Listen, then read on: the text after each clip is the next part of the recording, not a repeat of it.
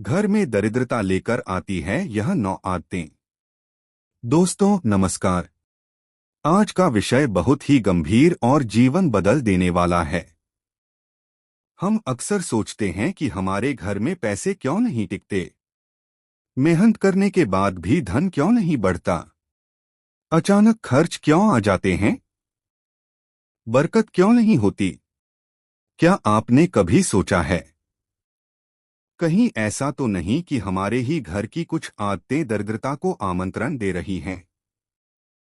धर्मशास्त्रों, पुराणों और संतों की वाणी में बार बार बताया गया है कि दरिद्रता केवल भाग्य से नहीं आती, बल्कि हमारे व्यवहार और आदतों से भी आती है। जैसा कि गरुड़ पुराण और चाणक्य नीति में स्पष्ट कहा गया है कि मनुष्य के कर्म और आदतें ही उसके सुख दुख का कारण बनती हैं। आज हम उन 9 आदतों में से पहली आदत को गहराई से समझेंगे।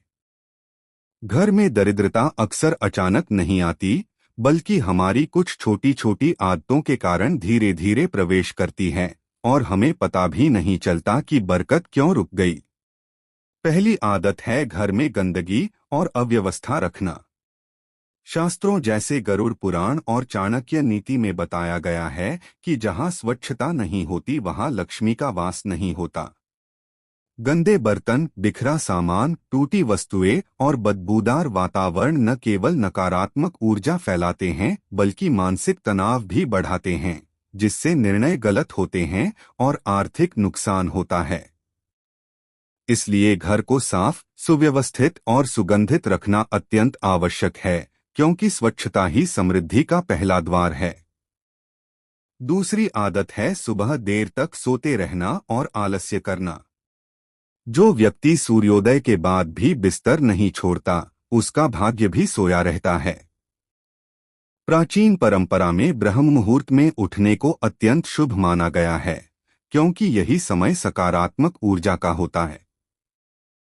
आलसी व्यक्ति अवसर खो देता है, काम टालता है और धीरे धीरे आर्थिक तंगी का शिकार हो जाता है। दरिद्रता पहले आलस्य के रूप में आती है और फिर स्थायी बन जाती है।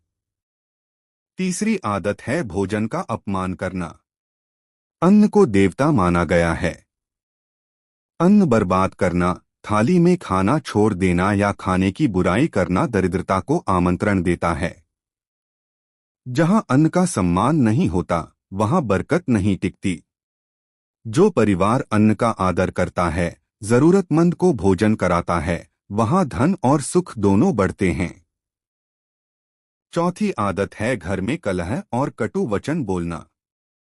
लगातार झगड़ा, अपशब्द और एक दूसरे का अपमान घर की सकारात्मक ऊर्जा को नष्ट कर देता है। जहां शांति नहीं होती, वहां लक्ष्मी नहीं ठहरती। मधुर वाणी और आपसी सम्मान से ही घर में समृद्धि आती है, क्योंकि धन से पहले संबंध मजबूत होने चाहिए। पांचवी आदत है बड़ों का अनादर और आशीर्वाद न लेना। माता पिता और बुजुर्गों का सम्मान न करना जीवन की प्रगति रोक देता है। उनका अनुभव और आशीर्वाद घर की सबसे बड़ी पूंजी होता है। जहां बुजुर्ग दुखी रहते हैं, वहां धन भी टिक नहीं पाता और समस्याएं बढ़ती जाती हैं। छठी आदत है दिखावा और फिजूल खर्ची करना। अपनी आय से अधिक खर्च करना, दूसरों को प्रभावित करने के लिए उधार लेना और अनावश्यक वस्तुओं पर पैसा खर्च करना धीरे धीरे कर्ज का कारण बनता है। कर्ज दरिद्रता का सबसे बड़ा द्वार है।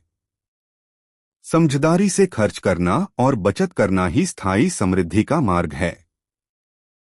सातवीं आदत है ईर्ष्या और तुलना करना। जब हम दूसरों की सफलता से जलते हैं, तो हमारा मन अशांत रहता है।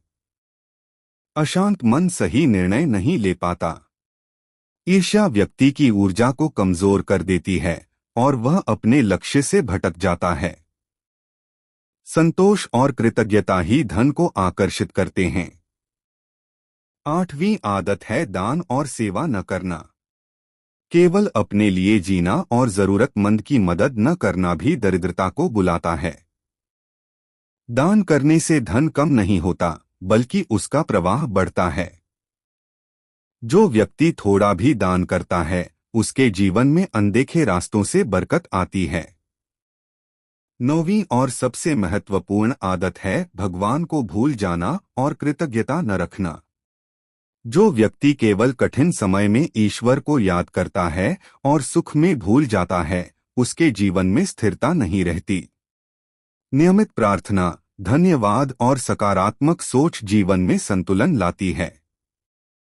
जब मन शुद्ध और कृतज्ञ होता है तभी धन और सुख दोनों टिकते हैं।